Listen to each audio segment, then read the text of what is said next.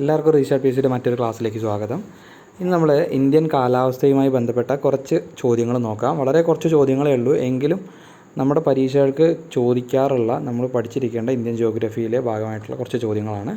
എന്തായാലും ഇത് പഠിച്ചു വയ്ക്കുക. ആദ്യത്തെ ചോദ്യം, ഇന്ത്യയിൽ അനുഭവപ്പെടുന്ന 4 ഇനം ഋതുക്കളേവ? ഇന്ത്യയിൽ അനുഭവപ്പെടുന്ന 4 ഇനം ഋതുക്കൾ ഏതൊക്കെയാണെന്നാണ് ചോദ്യം. ഉത്തരം: 1 ശൈത്യകാലം, ഉഷ്ണകാലം, തെക്കു പടിഞ്ഞാറൻ മൺസൂൺ, മൺസൂണിൻ്റെ പിൻവാങ്ങൽ കാലം അഥവാ വടക്കു കിഴക്കൻ മൺസൂൺ എന്നിവയാണ് ഇന്ത്യയിൽ അനുഭവപ്പെടുന്ന 4 ഇനം ഋതുക്കൾ എന്നറിയപ്പെടുന്നത് കേട്ടോ. ദെൻ ഇന്ത്യയിലെ ശൈത്യകാലം ഏത് എന്നാണ് ചോദ്യം. ഇന്ത്യയിലെ ശൈത്യകാലം ഡിസംബർ മുതൽ ഫെബ്രുവരി വരെയാണ്. ഡിസംബർ മുതൽ ഫെബ്രുവരി വരെയാണ് ഇന്ത്യയിലെ ശൈത്യകാലം. സൂര്യൻ്റെ ദക്ഷിണായന കാലത്ത് ഇന്ത്യയിൽ അനുഭവപ്പെടുന്ന കാലാവസ്ഥ ഏത് എന്നാണ് ചോദ്യം. ഉത്തരം: ശൈത്യകാലമാണ്. സൂര്യൻ്റെ ദക്ഷിണായന കാലത്ത് ഇന്ത്യയിൽ അനുഭവപ്പെടുന്ന കാലാവസ്ഥ ശൈത്യകാലമാണ് കേട്ടോ.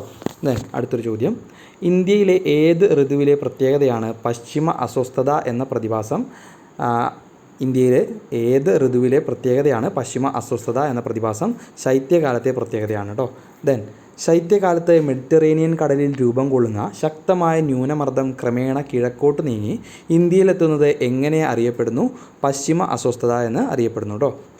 ശൈത്യകാലത്ത് മെഡിറ്ററേനിയൻ കടലിൽ രൂപം കൊള്ളുന്ന ശക്തമായ ന്യൂനമർദ്ദം ക്രമേണ കിഴക്കോട്ട് നീങ്ങി ഇന്ത്യയിലെത്തുന്നത് എങ്ങനെയാണ് അറിയപ്പെടുന്നത്? പശ്ചിമ അസ്വസ്ഥത എന്നാണ് അറിയപ്പെടുന്നത്. ദെൻ അടുത്തൊരു ചോദ്യം, ഉത്തര സമതല പ്രദേശങ്ങളിൽ പ്രത്യേകിച്ച് പഞ്ചാബിൽ ശൈത്യകാല മഴ ലഭിക്കാൻ കാരണമാകുന്ന പ്രതിഭാസം ഏത്? പശ്ചിമ അസ്വസ്ഥതയാണ്. ഉത്തര സമതല പ്രദേശങ്ങളിലെ പ്രത്യേകിച്ച് പഞ്ചാബിൽ ശൈത്യകാല മഴ ലഭിക്കാൻ കാരണമാകുന്ന പ്രതിഭാസം പശ്ചിമ അസ്വസ്ഥത. ദെൻ ശൈത്യകാല മഴ ഗുണകരമാകുന്ന പ്രധാന കാർഷിക വിള ഏതാണ്? ഗോതമ്പാണ്. ശൈത്യകാല മഴ ഗുണകരമാകുന്ന പ്രധാന കാർഷിക വിള ഗോതമ്പാണ്. പശ്ചിമ അസ്വസ്ഥതയെ ഇന്ത്യയിൽ എത്തിക്കുന്നതിൽ പ്രധാന പങ്ക് വഹിക്കുന്നത് ജെറ്റ് പ്രവാഹങ്ങളാണ്. പശ്ചിമ അസ്വസ്ഥതയെ ഇന്ത്യയിൽ എത്തിക്കുന്നതിൽ പ്രധാന പങ്ക് വഹിക്കുന്നത് ജെറ്റ് പ്രവാഹങ്ങളാണ് കേട്ടോ. അടുത്ത ചോദ്യം, ട്രോപ്പോപാസിലൂടെയുള്ള അതിശക്തമായ വായുപ്രവാഹം എങ്ങനെ അറിയപ്പെടുന്നു? ജെറ്റ് പ്രവാഹങ്ങൾ എന്നറിയപ്പെടുന്നു. ട്രോപ്പോപാസിലൂടെയുള്ള അതിശക്തമായ വായുപ്രവാഹം എങ്ങനെ അറിയപ്പെടുന്നു? ജെറ്റ് പ്രവാഹങ്ങൾ. ഇന്ത്യയിലെ ഉഷ്ണകാലം ഏത്? മാർച്ച് മുതൽ മെയ് വരെയാണ് ഇന്ത്യയിലെ ഉഷ്ണകാലം. മാർച്ച് മുതൽ മെയ് വരെ. സൂര്യൻ്റെ ഉത്തരായന കാലത്ത് ഇന്ത്യയിൽ അനുഭവപ്പെടുന്ന കാലാവസ്ഥ ഏതാണ്? സൂര്യൻ്റെ ഉത്തരായന കാലത്ത് ഇന്ത്യയിൽ അനുഭവപ്പെടുന്ന കാലാവസ്ഥ ഉഷ്ണകാലമാണ്. അടുത്ത ചോദ്യം, ഉഷ്ണകാലത്ത് ഏറ്റവും അധികം ചൂട് അനുഭവപ്പെടുന്ന ഇന്ത്യയിലെ പ്രദേശം ബാമറാണ്. രാജസ്ഥാനിലെ ബാമറാണ് ഇന്ത്യയിലെ ഏറ്റവും അധികം ചൂട് അനുഭവപ്പെടുന്ന പ്രദേശം. ദെൻ ഉഷ്ണകാലത്ത് പശ്ചിമ ബംഗാളിൽ അനുഭവപ്പെടാറുള്ള ഇടിയോടുകൂടിയ ശക്തമായ മഴ കാൽ ബൈശാഖി.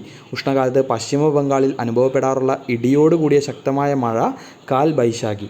അലറുന്ന കാറ്റ്, ആലിപ്പഴ വീഴ്ച എന്നിവ എന്തിൻ്റെ പ്രത്യേകതകളാണ്? കാൽ ബൈശാഖി കാറ്റിൻ്റെ പ്രത്യേകതകളാണ് കേട്ടോ.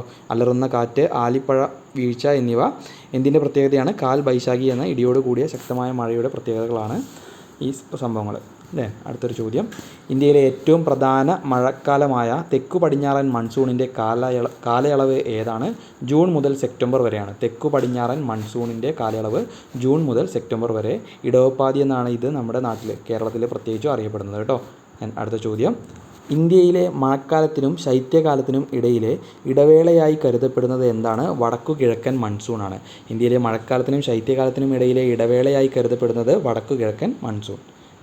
തമിഴ്നാട് പ്രദേശത്തെ പ്രധാന മഴക്കാലം വടക്കു കിഴക്കൻ മൺസൂണാണ്. തമിഴ്നാട് പ്രദേശത്തെ പ്രധാന മഴക്കാലം ഏതെന്ന ചോദ്യത്തിന് ഉത്തരം വടക്കു കിഴക്കൻ മൺസൂണാണ്. ഇനിയും ഒരുപാട് ചോദ്യങ്ങളുണ്ട് കാലാവസ്ഥയുമായി ബന്ധപ്പെട്ട്. ഇന്ത്യയിലെ മഴക്കാലത്തിൻ്റെ ആരംഭം എന്ന് പറയുന്നത് തെക്കു പടിഞ്ഞാറൻ മൺസൂണിൻ്റെ തുടക്കത്തിലൂടെയാണ്. ദെൻ മൺസൂൺ അവസാനിക്കുന്നത് വടക്കു കിഴക്കൻ മൺസൂണിലൂടെയാണ്.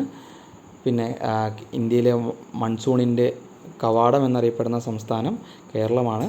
ദെൻ തമിഴ്നാട് പോലെയുള്ള കിഴക്കൻ പ്രദേശങ്ങളിൽ ഏറ്റവും കൂടുതൽ മഴ ലഭിക്കുന്നത് വടക്കു കിഴക്കൻ മൺസൂൺ കാരണമാണ്.